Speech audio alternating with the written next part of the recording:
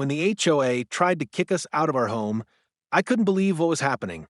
Our peaceful neighborhood, which had always been a safe haven for my family, was suddenly at the mercy of an organization that seemed to care more about their rules than the well being of its residents.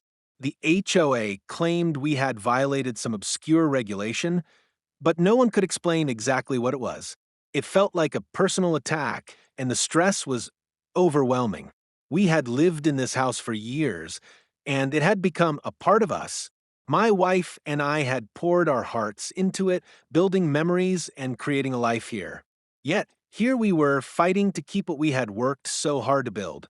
The HOA was relentless. They had already sent multiple letters warning us that we had to vacate the premises or face legal consequences. I was ready to give up, but then my wife, who had been silent through most of this ordeal, stood up and said, "Enough." She had always been a pillar of strength, but in that moment, something in her snapped.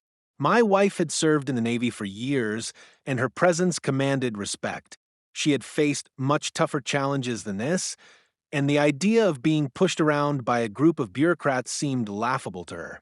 The next day, my wife showed up at the HOA meeting in her full Navy uniform. The moment she entered the room, everything changed.